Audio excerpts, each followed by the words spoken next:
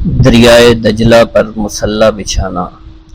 حضرت سہیل بن عبداللہ فرماتے ہیں، ایک مرتبہ حضور سیدنا غوث اعظم شیخ عبد القادر جیلانی رحمۃ اللہ علیہ عرصہ دراز تک اہل عراق کی نظروں سے اوجھل رہے۔ لوگوں نے آپ کی تلاش شروع کی تو معلوم ہوا کہ آپ کو دریائے دجلہ کی جانب جاتے ہوئے دیکھا گیا ہے۔ جب آپ کو تلاش کرتے ہوئے لوگ دریائے دجلہ کے کنارے پہنچے تو دیکھا آپ پانی پر چلتے ہوئے آ رہے ہیں۔ اسی دوران مچھلیاں بکثرت آپ کی خدمت میں حاضر ہو کر سلام عرض کر رہی ہیں۔ اسی دوران نماز ظہر کا وقت ہو گیا اور ایک سبز رنگ کا سونے و چاندی سے مزین مصلی نظر آیا جو کہ تخت سلیمانی کی مانند تھا، اور وہ مصلی دریائے دجلہ کے اوپر معلق ہو گیا۔ جب وہ مصلی بچھ گیا تو بہت سے لوگ آئے اور اس مصلی کے برابر کھڑے ہو گئے۔ ان لوگوں کے چہروں سے بہادری اور شجاعت جھلک رہی تھی۔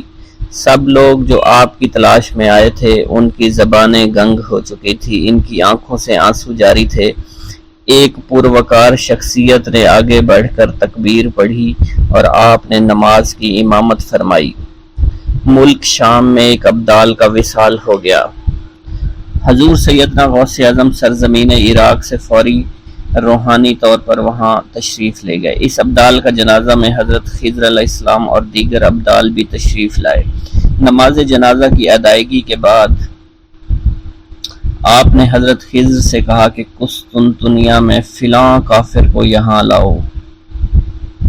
حضرت خضر علیہ السلام نے اس کو کافر کو فوراً پیش کر دیا۔ آپ نے اس کافر کو کلمہ پڑھا کر مسلمان کیا اور اس کی مونچھوں کو پست کروا دیا۔ آپ نے اپنی ایک ہی نظر سے اس کافر کو ابدال کے مقام پر فائز فرما دیا۔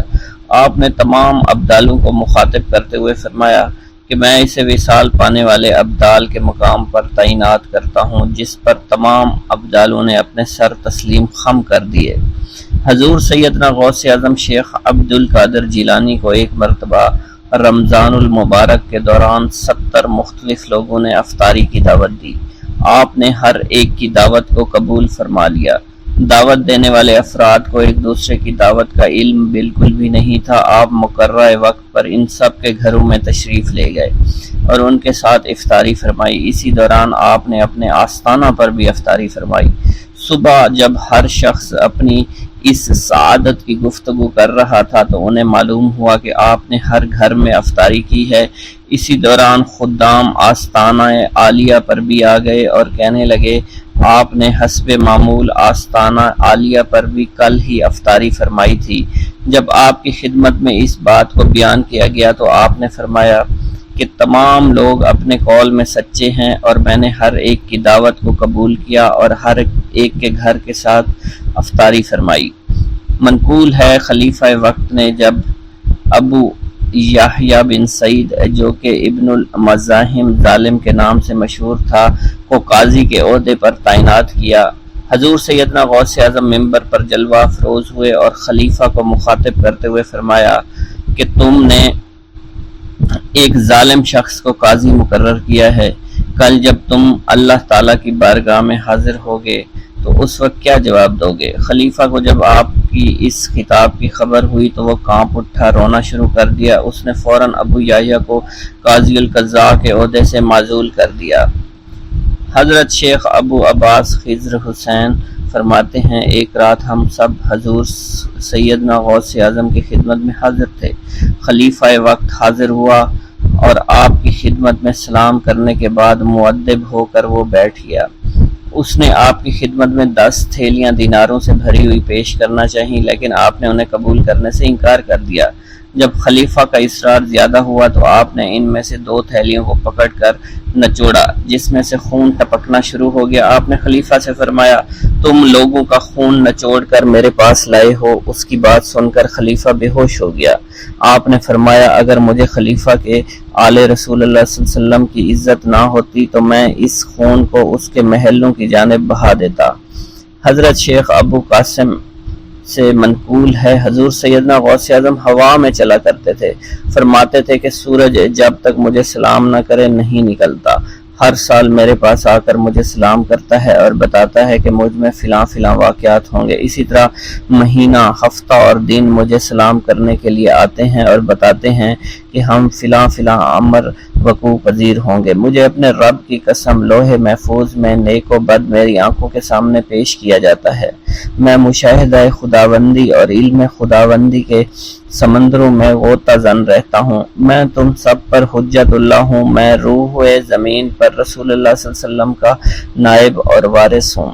شیخ المشائخ حضرت ابو قاسم خلف سے منقول ہے، فرماتے ہیں حضرت ابو عمرو عثمان بن اسماعیل نے مجھے 905 ہجری میں بغداد بھیجا تاکہ میں ان کے لیے حضرت امام احمد بن حنبل کی کتاب مسند امام احمد کا نسخہ لا سکوں۔ جب میں بغداد شریف آیا میں نے لوگوں کا حضور سیدنا غوث اعظم کی جانب مائل دیکھا۔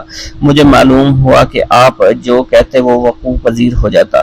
دفتن میرے دل میں یہ خیال آیا کہ یہ اگر میرے دل کی بات بتا دیں تو میں ان کی ولایت کا قائل ہو جاؤں گا۔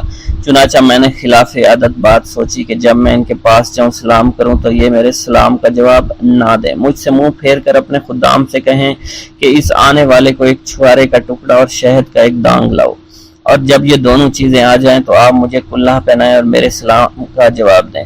حضرت ابو قاسم فرماتے ہیں یہ سب دل میں سوچتے ہوئے میں ان کے پاس جا پہنچا۔ میں نے آپ کو سلام کیا، آپ نے میرے سلام کا جواب دینے کی بجائے منہ پھیر لیا۔ اپنے خادم سے کہا جاؤ چھوارے کا ٹکڑا اور شہد کا دانگ لاؤ جو دانہ بھر سے زیادہ نہ ہو۔ اللہ عز و جل کی قسم آپ نے وہی الفاظ دہرائے جو میرے دل میں تھے۔ پھر جب خادم وہ چیزیں لے آیا تو آپ نے میرے سامنے پیش کی اور مجھے کلاه پہنانے کے بعد میرے سلام کا جواب دیا اور فرمایا اے خلف تو یہی چاہتا تھا۔ حضرت ابو قاسم خلف بن عیاش شافی فرماتے ہیں میں دل سے آپ کی عظمت کا قائل ہو گیا، آپ کی خدمت میں رہ کر احادیث کا علم حاصل کیا۔ حضرت شیخ ابو مظفر منصور فرماتے ہیں میں حضور صلی اللہ علیہ وسلم حضور سیدنا غوث اعظم رحمۃ اللہ علیہ کی خدمت میں حاضر ہوا۔ اس وقت میں جوان تھا اور میرے پاس فلسفہ علم الروح کی ایک کتاب تھی۔ آپ نے مجھ سے فرمایا اے منصور یہ کتاب تیرا برا ساتھی ہے، اٹھو اسے دھو دو۔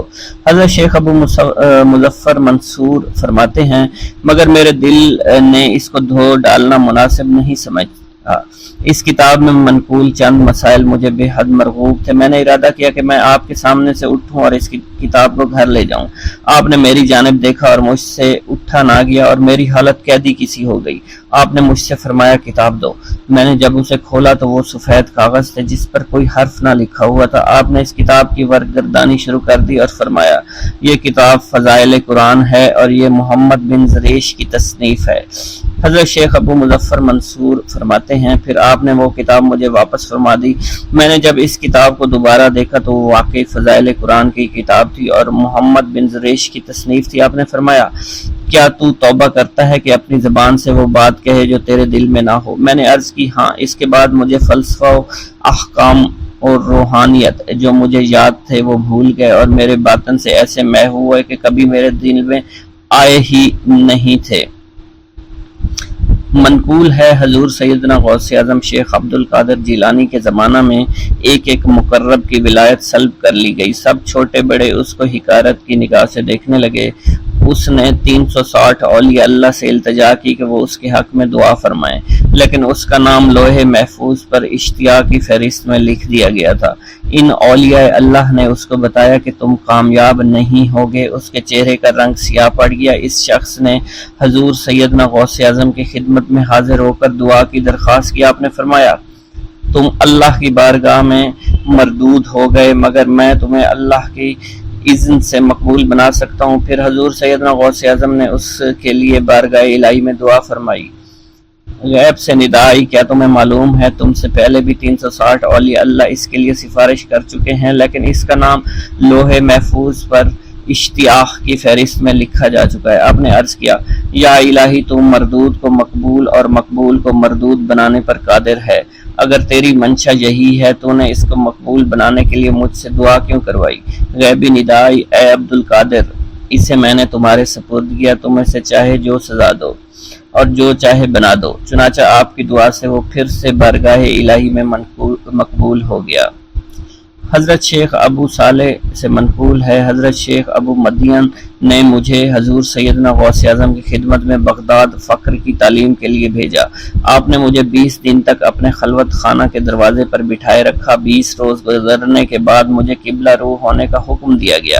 جب میں قبلہ رو ہو گیا تو آپ نے فرمایا اے ابو صالح اس طرف دیکھ۔ چنانچہ جب میں نے اس کی جانب دیکھا تو آپ نے فرمایا کیا دیکھ رہے ہو؟ میں نے عرض کیا بیت اللہ شریف میری آنکھوں کے سامنے ہے۔ آپ نے مجھے حکم دیا اب مغرب کی سمت دیکھ۔ میں نے اپنا چہرہ مغرب کی سمت کیا تو آپ نے دریافت کیا کہ آپ کیا دیکھ رہے ہو؟ میں اپنے مرشد پاک حضرت ابو مدین کو دیکھ رہا ہوں۔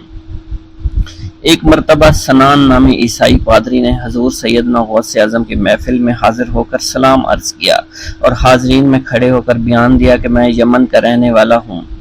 میں نے ارادہ کیا کہ میں اسلام قبول کروں۔ اسی دوران میرے دل میں خیال پیدا ہوا کہ میں اس دور کی سب سے بہترین شخصیت کے دست مبارک پر کلمہ پڑھوں۔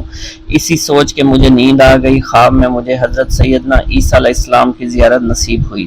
آپ نے مجھ سے ارشاد فرمایا کہ تم بغداد شریف چلے جاؤ اور شیخ عبد القادر جیلانی کے دست حق پر اسلام قبول کرو، کیونکہ اس وقت وہ روئے زمین پر تمام لوگوں میں افضل اور اعلیٰ ہے۔ بسم اللہ الرحمن الرحیم۔ السلام علیکم ویورز، امید کرتا ہوں آپ سب خیریت سے ہوں گے۔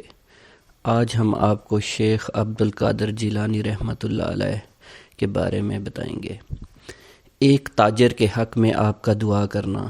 شیخ ابو سعود الحریمی بیان کرتے ہیں کہ ابو المظفر الحسن تاجر شیخ حماد باس کی خدمت میں آئے اور بیان کیا کہ حضرت شام کی طرف سفر کرنے کا میرا مقصد ہے، میرا قافلہ تیار ہے جس میں 700 دینار کا مال لے کر جاؤں گا۔ آپ نے اس سے فرمایا اگر تم اس سال سفر کرو گے تو مارے جاؤ گے اور تمہارا سارا مال لٹ جائے گا۔ یہ اس وقت عین عالم شباب میں تھے۔ آپ کا یہ قول سن کر نہایت مغموم ہو کر نکلے۔ راستے میں ان کی حضرت شیخ عبد القادر جیلانی سے ملاقات ہو گئی تو انہوں نے حضرت شیخ حماد کا مقولہ آپ سے ذکر کیا۔ آپ نے فرمایا بے شک تم جاؤ، انشاءاللہ تم اپنے سفر سے صحیح تندرست واپس آؤ گے، میں اس بات کا ضامن ہوں۔ غرض یہ اپنے سفر کو گئے۔ شام جا کر 1000 دینار کو انہوں نے اپنا مال فروخت کیا۔ بعد ازاں یہ اپنی کسی ضرورت کے لیے حلب گئے۔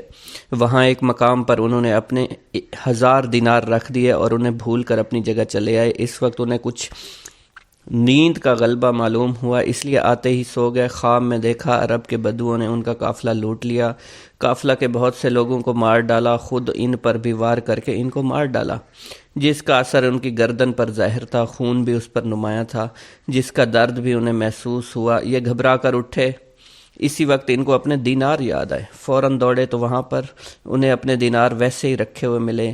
یہ ان کو لوگ لے کر اپنی جگہ پر آئے اور اب انہوں نے یہاں سے کوچ کیا، بغداد واپس آئے۔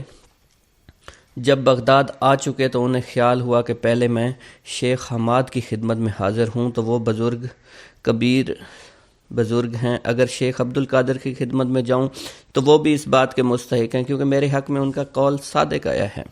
غرض انہیں تردد تھا کہ پہلے کن کی خدمت میں جاؤں، مگر حسن اتفاق سے شوق سلطان میں انہیں شیخ حماد مل گئے اور آپ نے ان سے فرمایا کہ نہیں، تم پہلے شیخ عبد القادر جیلانی کی خدمت میں جاؤ، وہ محبوب سبحانی ہیں، انہوں نے تمہارے حق میں 70 دفعہ دعا مانگی ہے، یہاں تک کہ خدائے تعالیٰ نے تمہاری واقعہ کو بیداری سے خواب میں تبدیل کر دیا۔ چنانچہ یہ پہلے حضرت شیخ عبد القادر جیلانی کی خدمت میں گئے تو آپ نے ان سے فرمایا کہ شیخ حماد نے میرے پاس آنے کے لیے تمہیں فرمایا ہے، میں نے 70 دفعہ تمہارے حق میں دعا اللہ تعالیٰ سے مانگی تھی کہ وہ تمہارے واقعہ کو بیداری سے خواب میں تبدیل کر دے اور تمہارے مال کے ضائع ہونے کو صرف تھوڑی دیر کے لیے نسیان سے بدل دے اور تمہیں صحیح اور تندرست معال خیر واپس لے آئے۔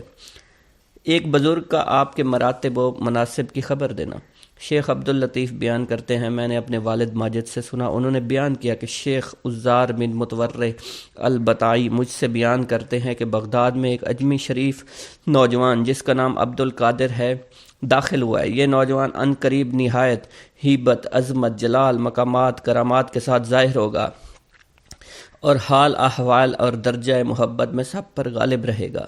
تصرفات، کون و فساد اسے سونپ دیا جائے گا، بڑے چھوٹے سب اس کے زیر حکم ہوں گے، قدر و منزلت میں اسے قدم راسخ اور معارف حقائق میں ید بیضہ حاصل ہوگا، مقام حضرت القدس میں زبان کھول سکے گا، صاحب مراتب و مناسب ہوگا جو کہ اکثر اولیاء سے فوت ہو چکے ہیں۔ ایضاً اسی طرح ایک بڑی جماعت نے آپ کے متعلق شیخ احمد رفاعی کا قول بیان کیا ہے کہ ہمارے شیخ منصور البطائخی کے روبرو حضرت شیخ عبد القادر جیلانی کا ذکر ہوا تو آپ نے ان کی نسبت فرمایا کہ وہ زمانہ عن قریب آنے والا ہے کہ ان کی طرف رجوع کیا جائے گا، عارفین میں ان کی وقت و منزلت زیادہ ہوگی اور وہ ایسے حال میں وفات پائیں گے کہ اس وقت اللہ اور اس کے رسول کے نزدیک روئے زمین میں ان سے زیادہ اور کوئی محبوب نہیں ہوگا۔ تم میں سے جو کوئی اس وقت تک زندہ رہے تو اسے لازم ہے کہ ان کی عزت و حرمت کو پہچانے، ان کی قدر کرے۔ شیخ محمد بن الخضر بیان کرتے ہیں، میں نے اپنے والد ماجد سے سنا، انہوں نے بیان کیا کہ میں ایک وقت شیخ عبد القادر جیلانی کی خدمت میں حاضر تھا۔ مجھے اس وقت خیال آیا کہ مجھے شیخ احمد رفاعی سے بھی نیاز حاصل کرنا چاہیے۔ مجھے یہ خیال آتے ہی آپ نے فرمایا کہ خضر لو شیخ احمد رفاعی سے ملاقات کرو۔ میں نے آپ کی طرف نظر ڈولائی، مجھے ایک ذی ہیبت بزرگ دکھائی دیے، میں نے اٹھ کر سلام کیا، ان سے مصافحہ کیا۔ انہوں نے مجھ سے پوچھا، خضر، جو شخص کے شیخ عبد القادر جیلانی جیسے اولیاء اللہ کو دیکھ لے تو پھر اسے مجھ جیسے شخص سے ملنے کی کیا آرزو، کیونکہ میں بھی تو آپ کے ہی زیر اثر ہوں۔ اس کے بعد آپ مجھ سے غائب ہو گئے۔ آپ کی وفات کے بعد پھر شیخ موصوف کی خدمت میں حاضر ہوا تو میں نے دیکھا کہ آپ وہی بزرگ ہیں جن کو میں نے آپ کے بازو کے پاس بیٹھا ہوا دیکھا۔ آپ نے مجھ کو فرمایا کہ تمہیں میری پہلی ملاقات کافی نہیں ہوئی۔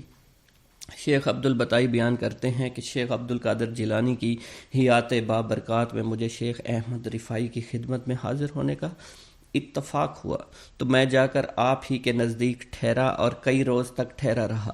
ایک روز آپ نے مجھ سے فرمایا کہ آپ کچھ شیخ عبد القادر جیلانی کے حالات جو کچھ آپ کو معلوم ہوں بیان کریں۔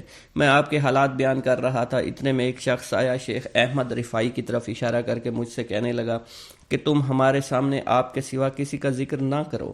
تو آپ نے نہایت غصے ہو کر شخص کی طرف دیکھا، وہ مر گیا۔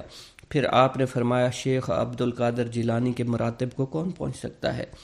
آپ وہ شخص ہیں کہ بحر شریعت جس کی داہنی طرف، بحر حقیقت جس کی بائنی طرف ہے، جس میں سے چاہے پانی بھر لے۔ اس وقت آپ کا کوئی جواب نہیں۔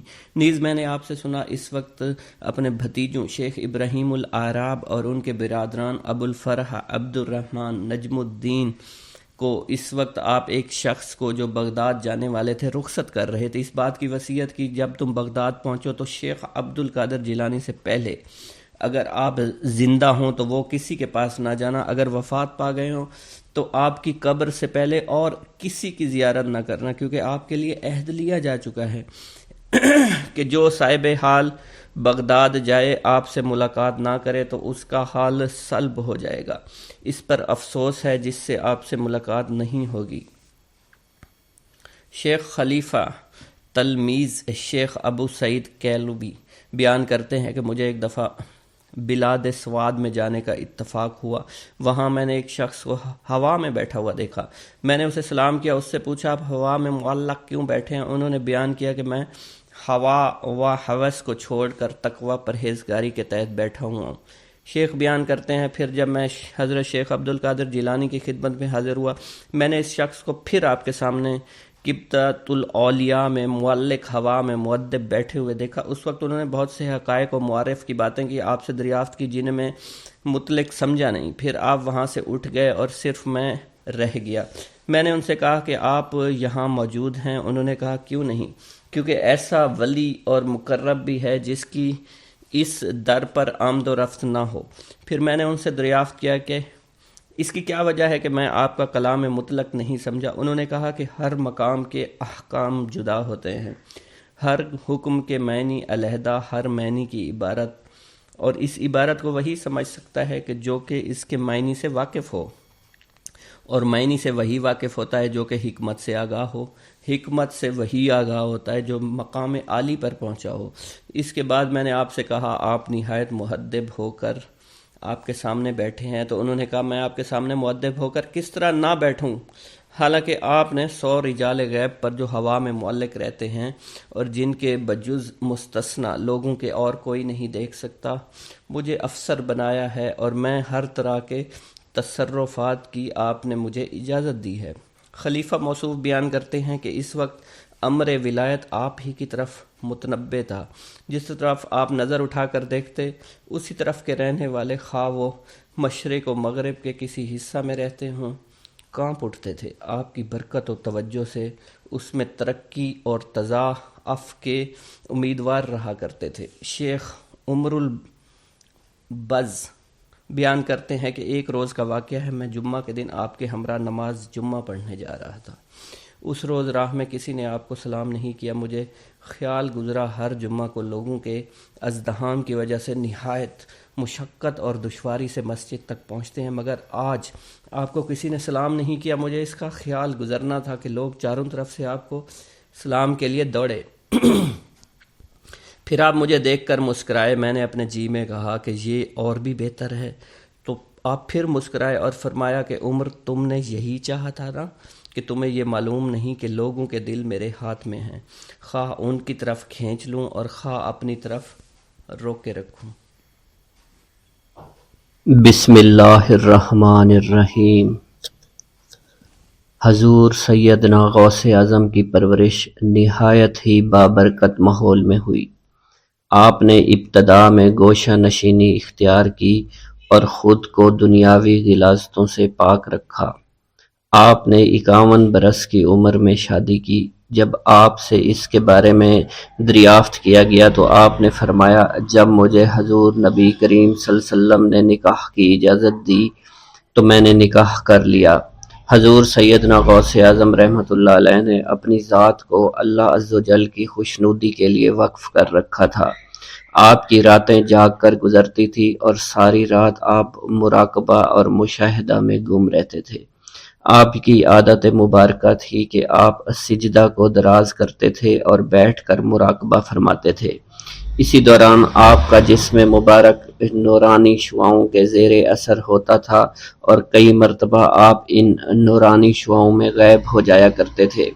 حضور شیخ ابو عبداللہ بن حسنین بن ابی فضل فرماتے ہیں کہ سیدنا غوث اعظم کے بعض دہقانی مریدین ہر سال آپ کے لیے گیہوں بوتے تھے اور جائز طریقہ سے اسے پالتے تھے۔ پھر آپ کے بعض مریدین اسے پیستے، آپ کے لیے ہر روز 4 یا 5 روٹیاں پکاتے اور شام کو آپ کے پاس روٹیاں لے کر آتے تھے۔ آپ حاضرین میں ایک ایک ٹکڑا تقسیم کر دیتے اور جو بچ جاتا وہ اپنے لیے رکھ لیتے تھے۔ حضرت شیخ خضر حسینی سے منقول ہے کہ حضور سیدنا غوث اعظم نے ایک شکستہ دل فقیر کو دیکھا۔ آپ نے اس سے اس کی کیفیت کے متعلق دریافت کیا تو اس نے کہا کہ میں آج دریا کے کنارے گیا اور ملاح سے کہا کہ وہ مجھے دریا کے پار لے جائے۔ اس نے انکار کر دیا۔ میں اپنے اس افلاس کے سبب پریشان اور شکستہ دل ہوں۔ ابھی اس فقیر کا کلام جاری تھا کہ ایک شخص آپ کی خدمت میں حاضر ہوا اور 30 دینار آپ کی خدمت میں پیش کر دیے۔ آپ نے وہ دینار اس فقیر کو دے دیے اور فرمایا کہ اس ملاح سے کہنا کہ کسی فقیر کا سوال رد مت کیا کرے۔ حضرت شیخ معمر کا بیان ہے کہ میں نے حضور سیدنا غوث اعظم سے زیادہ کسی کو درگزر فرمانے والا نہیں دیکھا۔ آپ کی عطا کا یہ عالم تھا کہ ایک محفل میں 400 لوگوں کو ولایت کے مقام اعلیٰ تک پہنچا دیا کرتے تھے۔ بھوکوں کو کھانا کھلانا اور بیواؤں کی حاجت روائی کرنا آپ کا معمول تھا۔ جب کسی بیمار کے متعلق سنتے فوراً اس کی عیادت کے لیے تشریف لے جایا کرتے۔ فقراء کو آپ کے در سے بغیر سوال کیے عطا ہو جایا کرتا۔ حضور سیدنا غوث اعظم نے فرمایا کہ مخلوق سے کنارہ کشی سے قبل علم حاصل کرو، کیونکہ جو شخص علم کے بغیر عبادت کرتا ہے وہ اصلاح سے زیادہ فساد میں مبتلا ہو جاتا ہے۔ تمہیں چاہیے کہ شمع شریعت اپنے ہمراہ لے کر علم کی روشنی میں عمل کرو، پھر اللہ تعالیٰ تمہیں علم لدنی کا وارث بنا دے گا۔ جس سے تم ناواقف ہو، تمہیں چاہیے کہ تمام اسباب و ذرائع سے تعلق منقطع کر کے رشتہ داروں اور احباب سے جدائی اختیار کر لو۔ تاکہ تم اپنے زہد کی وجہ سے اپنے قوت باطنی اور اپنے حسن ادب کا مشاہدہ کر سکو۔ خدا کے علاوہ تمام عالم اسباب سے اس خوف سے منقطع ہو جاؤ تاکہ تمہاری شمع معرفت نہ بجھ جائے، اور جب تم 40 دن ایک چلہ اپنے رب کے لیے مخصوص کر دو گے تو تمہارے قلب سے حکمت کے چشمے جاری ہو جایا کریں گے اور تم معرفت الہی کی تپش کا مشاہدہ کرنے لگو گے، جس کو حضرت موسیٰ علیہ السلام نے اپنے شجر قلب پر محسوس کیا تھا۔ اس کیفیت کے بعد تم اپنے نفس و خواہش، اپنے شیطان، اپنی طبیعت اور اپنے وجود سے کہو گے کہ ٹھہر جا، میں نے اس آگ کا مشاہدہ کر لیا ہے جو قلب موسیٰ علیہ السلام سے روشن ہوئی تھی۔ اس کے بعد تمہارے قلب میں باطن سے یہ آواز آنے لگے گی کہ میں ہی تمہارا رب ہوں، میری ہی عبادت کرو، میرے غیر کی اطاعت سے گریزاں ہو جاؤ، میرے سوا کسی سے تعلق مت رکھو، میری معرفت حاصل کر کے میرے غیر کو فراموش کر دو، غیر سے اعراض کر کے صرف میرے علم، میرے قرب، میرے ملک اور میری سلطنت کی جانب متوجہ رہو۔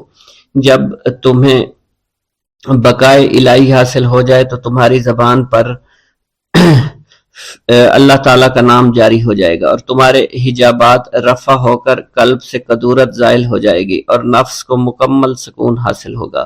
پھر جب اس کے الطاف غالب آ جائیں تو تمہیں خطاب کیا جائے گا، اے قلب فرعون، نفس کی طرف توجہ کر اور ان کو راہ ہدایت پر چلا، میری جانب آ جا اور ان سے کہہ دے کہ میرا ہی اتباع کریں، پھر انہیں رشد کے راستے پر ہدایت کر کے ان سے تعلق قائم کر، اس کے بعد پھر قطع تعلق کر کے دوبارہ استوار ہو کر آ جا اور اسی طرف استوار ہو کر دیکھتا رہے۔ حضرت شیخ معمر سے منقول ہے، فرماتے ہیں ایک مرتبہ میں حضور سیدنا غوث اعظم کی خدمت میں حاضر تھا، آپ بیٹھے کچھ لکھ رہے تھے، اسی دوران چھت سے 3 مرتبہ مٹی گری، چوتھی مرتبہ ایسا ہوا تو آپ نے جلال میں آ کر اس جگہ دیکھا جہاں سے مٹی گر رہی تھی، اسی دوران ایک چوہا اس جگہ سے نیچے گرا اور مر گیا اور یہ چوہا ہی وہاں سے مٹی کو کھود رہا تھا۔ حضرت شیخ عمر بن مسعود فرماتے ہیں حضور سیدنا غوث اعظم فرما رہے تھے، اسی دوران ایک چڑیا نے آپ کی قمیص پر بیٹ کر دی، آپ نے جلالی نظروں سے چڑیا کو دیکھا، چڑیا اسی وقت نیچے گری مر گئی، آپ نے وضو سے فارغ ہونے کے بعد قمیص کے اس حصے کو دھویا، پھر اپنی قمیص مبارک اتار کر مجھے دی اور فرمایا اس کو فروخت کر کے اس کی رقم کو خیرات کر دو، یہ اسی کا بدلہ ہے۔ منقول ہے حضور سیدنا غوث اعظم کے زمانہ میں ایک بہت ہی گناہگار شخص تھا، لیکن اس کے دل میں آپ سے بے پناہ محبت تھی۔ جب اس کے مرنے کے بعد اس کو دفن کیا گیا تو قبر میں منکر نکیر نے سوالات کیے، تو اس نے ہر سوال کے جواب میں شیخ عبد القادر کہا۔ منکر نکیر نے اللہ کی بارگاہ میں اس کے جواب کو پیش کیا تو حکم ہوا، اگرچہ یہ بندہ فاسقوں میں سے ہے لیکن یہ میرے محبوب جو کہ صادقین میں سے ہیں ان سے محبت رکھتا ہے۔ بسم اللہ الرحمن الرحیم۔ منقول ہے کہ حضور سیدنا غوث اعظم کے زمانہ میں ایک مقرب کی ولایت سلب کر لی گئی، سب چھوٹے بڑے اس کو حقارت کی نگاہ سے دیکھنے لگے۔ اس نے 360 اولیاء اللہ سے التجا کی کہ وہ اس کے حق میں دعا فرمائیں، لیکن اس کا نام لوح محفوظ پر اشتیاق کی فہرست میں لکھ دیا گیا۔ ان اولیاء اللہ نے اس کو بتایا کہ تم کامیاب نہیں ہوں گے، اس کے چہرے کا رنگ سیاہ پڑ گیا۔ اس شخص نے حضور سیدنا غوث اعظم شیخ عبد القادر جیلانی کی خدمت میں حاضر ہو کر دعا کی درخواست کی۔ آپ نے فرمایا تم اللہ عز و جل کی بارگاہ میں مردود ہو گئے ہو، مگر میں تمہیں اللہ کے اذن میں مقبول بنا سکتا ہوں۔ پھر حضور سیدنا غوث اعظم نے اس کے لیے بارگاہ الہی میں دعا فرمائی تو غیب سے ندا آئی، کیا تمہیں معلوم ہے کہ تم سے پہلے بھی 360 اولیاء اللہ اس کے لیے سفارش کر چکے ہیں، لیکن اس کا نام لوح محفوظ پر اشتیاق کی فہرست میں لکھا جا چکا ہے۔ یا الہی تو مردود کو مقبول، مقبول کو مردود بنانے پر قادر ہے، اگر تیری منشا یہی ہے تو نے اس کو مقبول بنانے کے لیے مجھ سے دعا کیوں کروائی؟ غیبی ندائی، اے عبد القادر، اسے میں نے تمہارے سپرد کیا، تم اسے جو چاہے بنا دو۔ چنانچہ آپ کی دعا سے وہ پھر سے بارگاہ الہی میں مقبول ہو گیا۔ حضرت شیخ ابو صالح سے منقول ہے حضرت شیخ ابو مدین مغربی نے مجھے حضور سیدنا غوث اعظم شیخ عبد القادر جیلانی کی خدمت میں بغداد فقر کی تعلیم کے لیے بھیجا۔ آپ نے مجھے 20 دن تک اپنے خلوت خانہ کے دروازہ پر بٹھائے رکھا اور 20 روز گزرنے کے بعد مجھے قبلہ رو ہونے کا حکم دیا گیا۔ جب میں قبلہ رو ہو گیا آپ نے فرمایا اے ابو صالح اس طرف دیکھو۔ چنانچہ میں نے اس جانب دیکھا تو آپ نے فرمایا کیا دیکھ رہے ہو؟ میں نے عرض کیا بیت اللہ شریف میری نگاہوں کے سامنے ہے۔ آپ نے مجھے حکم دیا کہ اب مغرب کی سمت دیکھو۔ میں نے اپنا چہرہ مغرب کی جانب کیا تو آپ نے فرمایا کہ اب کیا دیکھ رہے ہو؟ میں نے عرض کیا کہ میں اپنے مرشد پاک حضرت ابو مدین کو دیکھ رہا ہوں۔ ایک مرتبہ سنان نامی عیسائی پادری نے حضور سیدنا غوث اعظم کی محفل میں حاضر ہو کر سلام عرض کیا۔ حاضرین کھڑے ہو کر بیان دیا کہ میں یمن کا رہنے والا ہوں۔ میں نے ارادہ کیا کہ میں اسلام قبول کروں گا۔ اسی دوران میرے دل میں خیال پیدا ہوا میں اس دور کی سب سے بہترین شخصیت کے دست مبارک پر کلمہ پڑھوں۔ اسی سوچ کے دوران مجھے نیند آ گئی۔ خواب میں مجھے حضور سیدنا عیسیٰ کی زیارت نصیب ہوئی۔ آپ علیہ السلام نے مجھ سے ارشاد فرمایا بغداد چلے جاؤ، شیخ عبد القادر کے دست حق پر اسلام قبول کرو، کیونکہ اس وقت وہ روئے زمین پر تمام لوگوں میں افضل اور اعلیٰ ہیں۔ حضرت شیخ عمر الحکیمانی سے منقول ہے ایک مرتبہ حضور سیدنا غوث اعظم کی خدمت میں 13 لوگ دائرہ اسلام میں داخل ہونے کے لیے حاضر ہوئے۔ ان لوگوں نے بیان کیا کہ ہم عرب کے عیسائی ہیں اور ہم نے کلمہ پڑھنے کا ارادہ کر لیا ہے۔ ابھی یہ سوچ ہی رہے تھے کہ کس مرد کامل کے دست حق پر کلمہ پڑھیں گے۔ ہمیں ہاتف غیب سے آواز سنائی دی کہ بغداد جا کر شیخ عبد القادر جیلانی کے دست مبارک پر کلمہ پڑھو۔ حضرت شیخ زین الدین ابو الحسن علی بن ابی طاہر سے مروی ہے، فرماتے ہیں میں نے حضور سیدنا غوث اعظم سے علم حاصل کیا۔ اللہ عز و جل نے مجھے 1 سال میں اتنا علم دیا کہ دوسروں کو وہ علم 20 سال میں بھی نصیب نہ ہوا ہوگا۔ میں نے آپ سے مصر جانے کی اجازت طلب کی۔ آپ نے فرمایا تو دمشق پہنچ کر غازیوں کو مصر میں داخل ہونے کے لیے تیار پائے گا تاکہ اس پر قبضہ ہو جائے، مگر ان سے کہنا کہ وہ ہرگز کامیاب نہ ہوں گے، ہاں دوسری مرتبہ وہ کامیاب ہو جائیں گے۔ حضرت شیخ زین الدین فرماتے ہیں جب میں دمشق پہنچا میں نے وہی حال پایا جو آپ نے بیان فرمایا تھا۔ میں نے ان سے کہا تو وہیں نہ رکے۔ جب میں مصر پہنچا تو میں نے خلیفہ کو ان کو مقابلے کے لیے تیار پایا۔ میں نے خلیفہ سے کہا گھبراؤ نہیں، کامیاب ہو جاؤ گے۔ وہ فرماتے ہیں خلیفہ نے مجھے اپنا ندیم خاص مقرر فرمایا اور اپنے ہر راز سے مجھے واقفیت دے دی۔ پھر دوسری مرتبہ غازی آئے، انہوں نے مصر پر قبضہ کر لیا۔ مجھے حضور سیدنا غوث کے قول کے مطابق ہر ایک سے 1.5 لاکھ دینار ملے۔ مجھے مصر میں ہر خاص و عام میں مقبولیت حاصل ہوئی اور بے شمار لوگ میرے واعظ سے مستفید ہونے لگے۔ حضرت شیخ ابو الخیر سے منقول ہے، فرماتے ہیں میں شیخ ابو محمد حسن، شیخ ابو قاسم، شیخ ابو حفظ کی خدمت میں حاضر ہوئے۔ آپ نے فرمایا تم سب اپنی اپنی حاجات بیان کرو، میں انشاءاللہ تمہاری حاجات پوری کروں گا۔ شیخ ابو سعید نے کہا کہ میں ترک دنیا اختیار کرنا چاہتا ہوں۔ شیخ ابن قائد وانی نے کہا کہ مجھے مجاہدے کی قوت عطا کر دیجیے۔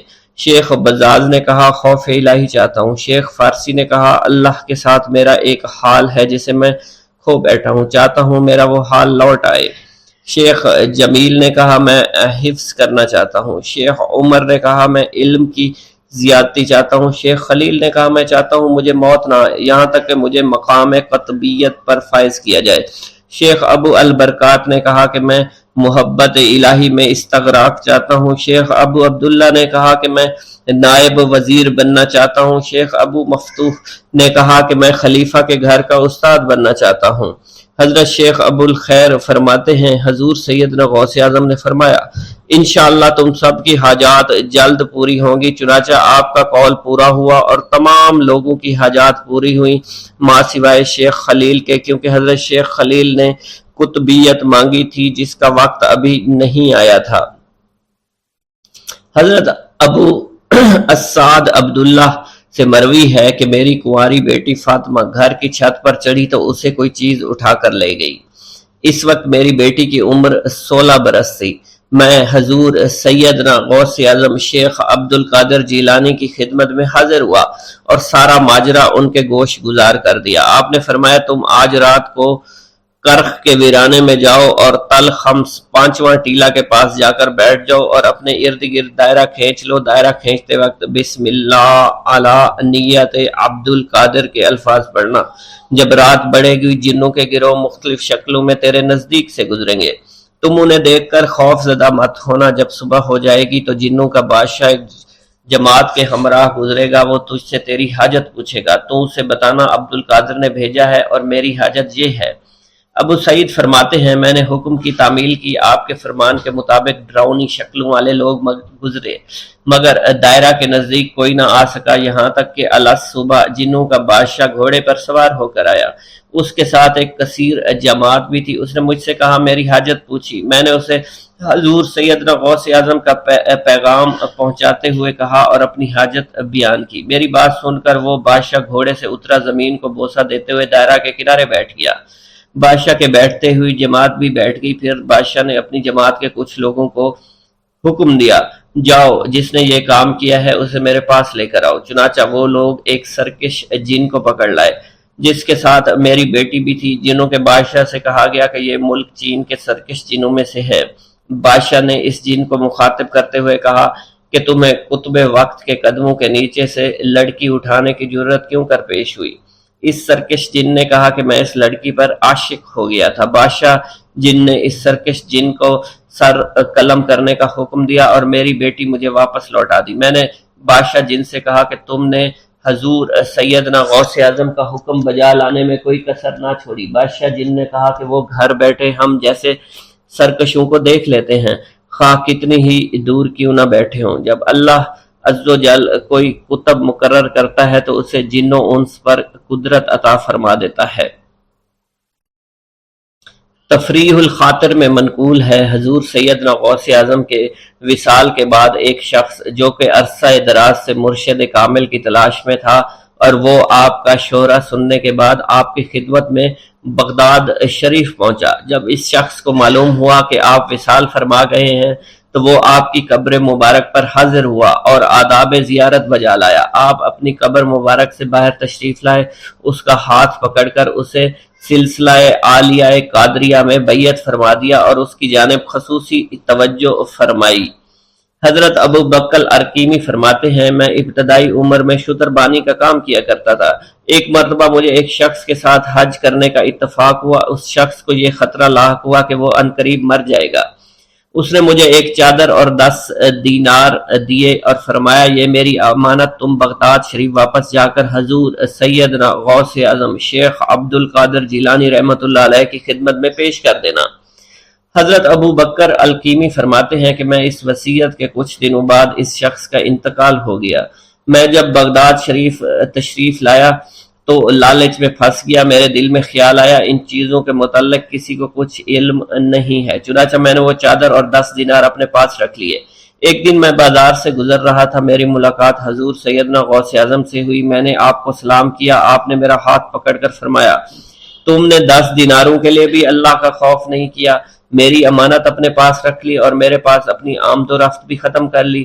حضرت ابو بکر ارکیمی فرماتے ہیں کہ حضور سیدنا غوث اعظم کی بات سن کر مجھ پر غشی طاری ہو گئی اور جب مجھے ہوش آیا میں نے وہ چادر اور 10 دینار لا کر آپ کی خدمت میں پیش کیے اور معافی کا خواستگار ہوا۔ واللہ عالم۔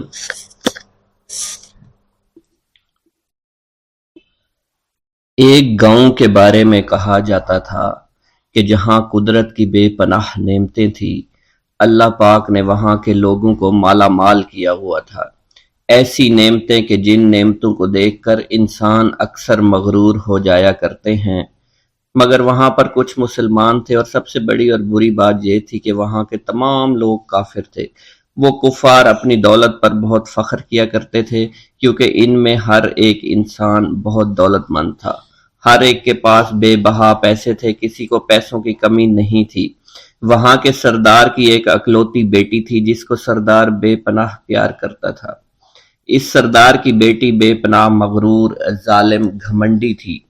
وہاں پر غریب لوگ صرف مسلمان ہی تھے، تمام کافر ایک دوسرے کی مدد کیا کرتے تھے، لیکن مسلمانوں کی مدد کرنے والا وہاں پر کوئی نہ تھا۔ وہاں پر انہیں کوئی دیکھنے والا نہ تھا۔ سردار کی بیٹی کو کالے جادو میں خوب مہارت حاصل تھی، اور وہ جادو کی وجہ سے وہاں پر رہنے والے غریبوں پر بہت ظلم کیا کرتی تھی۔ تمام مسلمان اس سے بے حد پریشان تھے، اور وہ لوگوں کو غلام بناتی اور مزدور بناتی تھی۔ اگر ان میں کوئی اس کی بات نہ مانتا تو اس کو قیدی بنا کر اپنے اشاروں پر نچایا کرتی تھی۔ اس بستی میں چونکہ اکا دکا مسلمان تھے جن کا کوئی پرسان حال نہیں تھا، کوئی بھی ان کو بچانے والا نہیں تھا۔ جب وہ سردار کی بیٹی کے ظلم حد سے بڑھ گئے تو مسلمانوں میں سے ایک بوڑھے شخص نے اللہ کے حضور گڑ گڑا کر دعائیں کی، اے اللہ، ہمارے چند نسلیں جو یہاں پر بچی ہوئی ہیں، ان نسلوں کو تو بچا لے۔ یہ سردار کی بیٹی جس نے ہمارا جینا دشوار کر رکھا ہے، یہاں کوئی بھی انسان ہمارا حال نہیں پوچھتا، اور نہ ہی ہمارے پاس مال و دولت ہے، اور نہ ہی ہمارے پاس جسمانی طاقت بچی ہے۔ یا اللہ، ہمارے لیے کوئی ایسا بندہ بھیج جو نہ صرف طاقتور ہو بلکہ اس جادوگرنی یعنی سردار کی بیٹی کو بھی ہرا سکے۔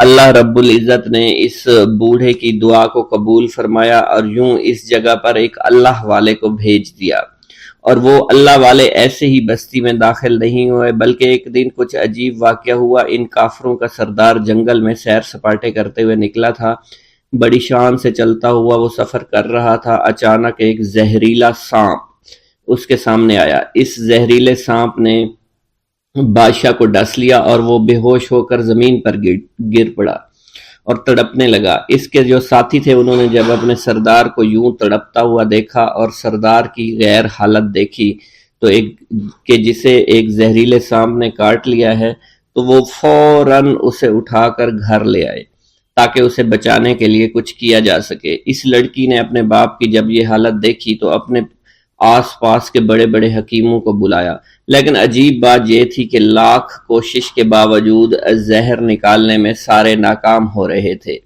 اور زہر تیزی کے ساتھ اس کے جسم میں پھیلتا چلا جا رہا تھا۔ لیکن اسی وقت وہاں ایک درویش کی آمد ہوئی، ایک اللہ والے آئے، ان اللہ پاک نے اس مقصد کے تحت وہاں بھیجا تھا۔ اس اللہ کے ولی نے سردار کے گھر پر پہنچ کر دروازے کو کھٹکھٹایا۔ نوکروں نے پوچھا کون ہو، کس سے ملنا ہے؟ اس نے کہا میں نے سنا ہے کہ یہاں کے سردار کو سانپ نے ڈس لیا ہے۔ نوکر کہنے لگے کہ تمہیں کیسے پتا چلا کہ یہاں کے سردار کو سانپ نے ڈس لیا ہے؟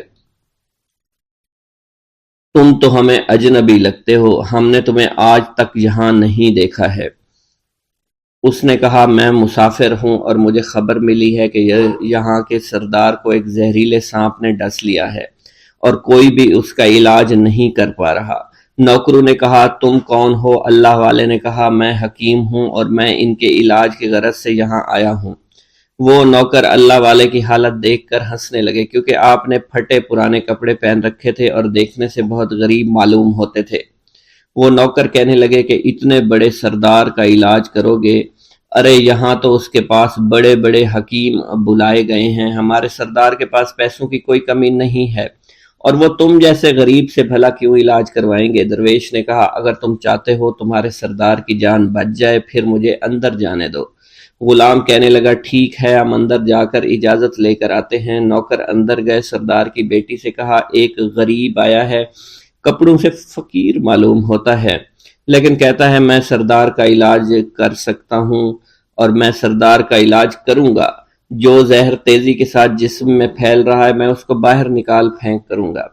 اس کی بیٹی کہنے لگی ٹھیک ہے بلا لو۔ جب وہ اللہ والے اس کے گھر کے اندر گئے تو دیکھا سردار تڑپ رہا تھا، ٹانگ کو بار بار بستر پر پٹخ رہا تھا۔ اللہ والے نے اس کے پیر کی طرف دیکھا جہاں سانپ نے اس کو کاٹا تھا، اسی جگہ اللہ والے نے تھوک دیا، فوراً وہاں سے بھاگ گئے۔ اس کے سارے سپاہی اس کی بیٹی دیکھ کر حیران رہ گئے کہ یہ بھلا کون سا دیوانہ ہے، کمرے میں آیا، علاج کی بجائے اسی جگہ پر تھوک دیا جہاں صرف کاٹا تھا، اور بھاگ بھی گیا، اس کو کوئی گرفتار نہیں کر سکا۔ سردار کی بیٹی غصے میں تل ملا اٹھی کہ اس نے جو گستاخی کی ہے اس کی کوئی بات نہیں،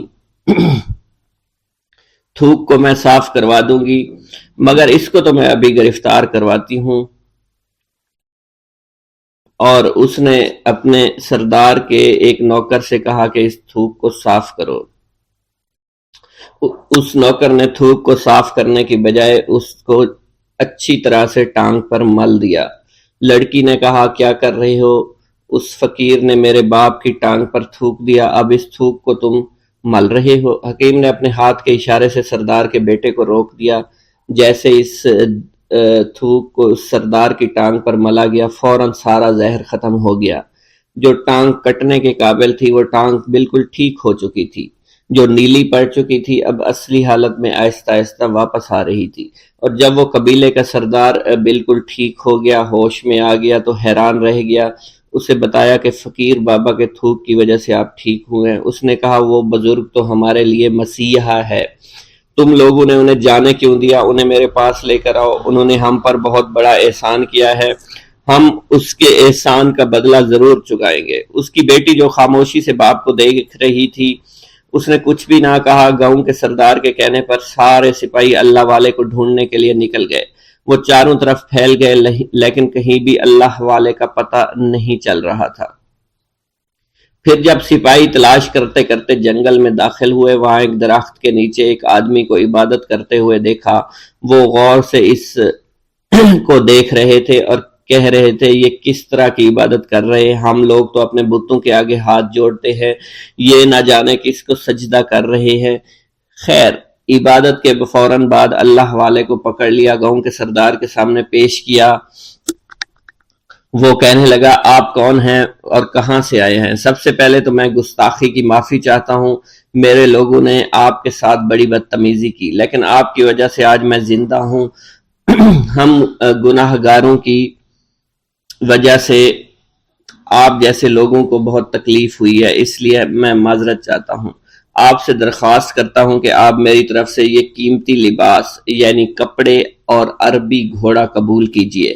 اللہ والوں نے اس کی طرف مسکرا کر دیکھا اور کہا یہ گھوڑا، یہ لباس بہت قیمتی ہے، مگر یہ لباس پہن کر اس گھوڑے کے لیے گھاس کاٹوں گا تو کیا اچھا لگوں گا؟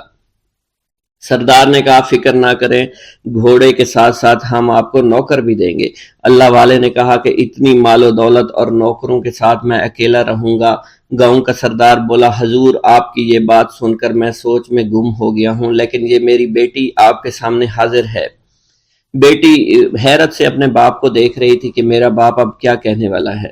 سردار نے کہا میری بیٹی جسے آپ نے دیکھ لیا ہے، اس کی شادی میں آپ سے کر دوں گا، مگر ایک شرط ہے کہ آپ کو اپنے مذہب کو چھوڑنا پڑے گا۔ میرے سپاہیوں نے آپ کو عبادت کرتے ہوئے دیکھا ہے، جہاں تک ہمارے معمولات ہیں ہم بتوں کے آگے سجدہ کرتے ہیں اور ان کی عبادت کرتے ہیں، اور آپ جس کے آگے سجدہ کرتے ہیں وہ اللہ ہے، یعنی آپ مسلمان ہیں، اس لیے آپ کو اپنا مذہب چھوڑنا پڑے گا۔ کیا آپ ایسا کر سکتے ہیں؟ اللہ والے نے کہا کہ مجھے ایک بات بتائیے، آپ سب کچھ دیکھ رہے ہیں، آپ نے مجھے یہ بھی دعا دی کہ میری اولادیں ہوں اور آپ کی نسل آپ کی بیٹی سے چلے گی۔ مجھے ایک بات بتائیں، اگر ان بچوں میں سے کسی بچے کو خدا نہ خواستہ کچھ ہو گیا تو کس کو رونا پڑے گا؟ سردار نے جواب دیا اگر خدا نہ خواستہ کچھ ایسا ہوا تو رونا مجھ کو ہی پڑے گا۔ اللہ والا نے مسکرا کر کہا اگر یہ سارا مال لے کر مجھے رونا ہی پڑا تو آپ اپنا گھوڑا، اپنی دولت، اپنی بیٹی، ہر چیز اپنے پاس رکھ لو۔ میں خوش ہوں، میں مسلمان ہوں، میں ٹھیک ہوں۔ اگر یہ تمام چیزیں لے کر مجھے اپنا محلہ چھوڑنا پڑے تو میں اپنی جان دے کر بھی اپنے مذہب کو نہیں چھوڑوں گا۔ جس طرح آپ نے مجھے نوازا ہے، میں اسی رب کے دین کو چھوڑ کر چلا جاؤں گا۔ صرف چند پیسوں کی خاطر میں ہر دن پیسہ نہیں کر سکتا، اور اپنی درویشی میں بہت خوش ہوں۔ اللہ نے مجھے جس مقصد کے لیے بھیجا تھا وہ میرا مقصد پورا ہو جائے گا۔ گاؤں کے سردار نے پوچھا، یہ کہہ کر وہ اللہ والے جانے لگے تو سردار نے درویش کو رک جانے کا کہا اور کہنے لگے میں نے مال دے کر تمہیں آزمایا اور تمہیں پرکھا، لیکن تم اپنے مذہب کو چھوڑنے پر راضی نہیں ہو۔ اگر تم یہی سب کرنے آئے تھے تو تمہیں اس بات کا ڈر نہیں؟ کیا تم نہیں جانتے ہم کتنے طاقتور ہیں، اور میری بیٹی اپنے عمل میں اتنی ماہر ہے کہ تمہیں یہاں کھڑے کھڑے ابھی جنگلی جانور بنا سکتی ہے۔ اللہ والے نے کہا کہ اس نے جنگلی جانور کمزور لوگوں کو بنایا ہوگا، یہ مجھے جانور بنا کر تو دکھائے۔ اس سے پہلے کہ گاؤں کا سردار اپنی بیٹی سے کچھ کہتا کہ اس پر وار کرو، اللہ والے نے جادوگرنی پر ایسی پھونک ماری کہ وہ اسی وقت ایک بہت بڑی چھپکلی بن گئی۔ وہ کچھ بھی نہیں کر پا رہی تھی، وہ چھپکلی اتنی بڑی تھی کہ وہاں پر جتنے بھی انسان کھڑے تھے ان سب میں سب سے زیادہ اونچا اس کا قد تھا۔ وہ چھپکلی اللہ والے کے پاس آئی، اپنا زہر اس پر اگلنا چاہتی تھی کہ اسی وقت اس نے اس کے منہ پر تھوک دیا۔ تھوکنے کی دیر تھی، وہ چھپکلی جلنے لگی اور جس سے گرمی کی وجہ سے اس کا چہرہ پگھل رہا تھا، اس کا چہرہ جل کر کالا ہو چکا تھا۔ وہ مرنے والی تھی کہ سردار دوڑتا ہوا قدموں میں آ کر گر پڑا اور معافی مانگنے لگا اور کہنے لگا، حضور اس گستاخی کے لیے میں معذرت خواہ ہوں، آپ مجھے معاف کر دو، میں نے سچ میں آپ کو بہت کمزور سمجھا تھا، آپ کو آپ کا مذہب سے ہٹانا چاہا تھا۔ اگر میری بیٹی ٹھیک ہو جائے تو میں سچ کہتا ہوں یہاں پر جتنے لوگ ہیں ہم پوری کی پوری بستی مسلمان ہو جائیں گے۔ اللہ والے نے کہا کہ ہم تمہیں اپنے دین میں شامل کرنے کے لیے یہ سب نہیں کر رہے، بلکہ تم لوگ مسلمان بھائیوں پر جو ظلم کرتے ہو وہ ظلم کو ختم کرنے کے لیے ہم یہاں آئے ہیں۔ ہمارے دین میں جبر اور ظلم نہیں۔ اگر تمہارے بیٹی سے انسان بن کر سدھر جاتی ہے تو اس کو اس کی اصلی حالت میں لانے کے لیے میں خود کو اللہ کی بارگاہ میں پیش کروں گا اور دعا کروں گا۔ سردار کہنے لگا کہ ہاں میری بیٹی اصلی حالت میں اگر آ جائے تو پھر ہم کسی پر ظلم و ستم نہیں کریں گے، اور میں دل سے اپنی بیٹی کے لیے معافی چاہتا ہوں۔ آج سے یہ کوئی بھی جادو ٹونا اور مسلمانوں کو تنگ نہیں کرے گی اور نہ ہی کسی مسلمان پر یہ ظلم اور جبر کرے گی، بس آپ اسے دوبارہ سے انسان بنا دے۔ اللہ والا نے چھپکلی پر دوبارہ سے پھونک ماری تو پھر سے انسان بن گئی اور اللہ والے کے قدموں سے وہ لپٹ گئی، کہنے لگی مجھے معاف کر دیجئے، مجھے معاف کر دیجئے، میں نے اپنے آپ کو بہت طاقتور سمجھا۔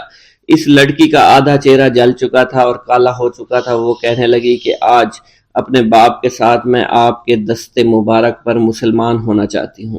میں وعدہ کرتی ہوں کہ آج سے اس بستی پر کوئی بھی کافر کسی مسلمان کے ساتھ بدتمیزی نہیں کرے گا، زیادتی نہیں کرے گا، ظلم اور جبر نہیں کرے گا، بلکہ ہم سب یہاں مل جل کر رہیں گے اور بھائی چارے کے ساتھ رہیں گے۔ ہم سب مسلمان ہو جائیں گے اور پھر یوں اللہ والے کے ہاتھوں پوری بستی کا سردار اور اس کی بیٹی نے اسلام قبول کر لیا، اور سردار نے اللہ والے سے اپنی بیٹی کا نکاح کر دیا، اور پھر اس بستی میں ہمیشہ کے لیے امن و امان قائم ہو گیا۔